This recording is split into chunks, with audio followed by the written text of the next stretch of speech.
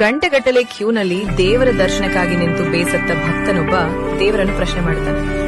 ಓ ದೇವ್ರೆ, ದುಡ್ಡು ಕೊಟ್ಟ ಭಕ್ತರಿಗೆ ಹತ್ತಿರದಿಂದ ದರ್ಶಿಸಲು ಬೇರೊಂದು ಸಾಲು, ದುಡ್ಡು ಕೊಡದ ಭಕ್ತರಿಗೆ ದೂರದ ದರ್ಶನಕ್ಕಾಗಿ ಬೇರೆ ದೊಡ್ಡ ಸಾಲು.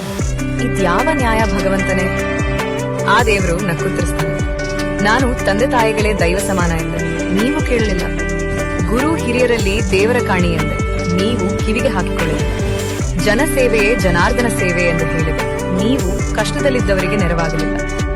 ಅಲ್ಲಿ ಇಲ್ಲಿ ಎನ್ನದೆ ಎಲ್ಲೆಲ್ಲೂ ನಾನೇ ಇರುವೆ, ನಿನ್ನಲ್ಲಿಯೂ ಎಲ್ಲರಲ್ಲಿಯೂ ನಾನೇ ಇರುವೆ ಎಂದೆ, ನೀನು ನಂಬಲಿಲ್ಲ.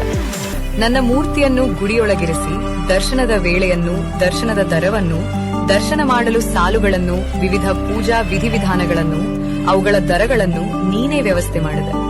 ಎಲ್ಲವನ್ನೂ ನೀನೇ ಮಾಡಿ ನನ್ನನ್ನು ಕೇಳುವುದು ಯಾವ ನ್ಯಾಯವಯ್ಯ? ಹುಚ್ಚಪ್ಪ, ನಿಜವಾಗಿಯೂ ನನ್ನನ್ನು ಕಾಣುವ ಹಂಬಲವಿದ್ದರೆ ಪಶು ಪಕ್ಷಿ ವೃಕ್ಷಗಳಲ್ಲಿ ಕಾಣು, ನಿನ್ನಲ್ಲಿ ಕಾಣು ಪ್ರೀತಿಯ ಸೇವೆಯ ಮೂಲಕ. ಮಾತಾ ಪಿತೃಗಳಲ್ಲಿ, ಗುರು ಹಿರಿಯರಲ್ಲಿ, ನೊಂದವರಲ್ಲಿ ಕಾಣು. ಈ ಸುಂದರವಾದ ಪ್ರಕೃತಿಯಲ್ಲಿ ನನ್ನನ್ನು ಕಾಣು. ಕೇವಲ ದೇಗುಲಗಳಿಗೆ ಮಾತ್ರ ನನ್ನನ್ನು ಸೀಮಿತಗೊಳಿಸಬೇಕು.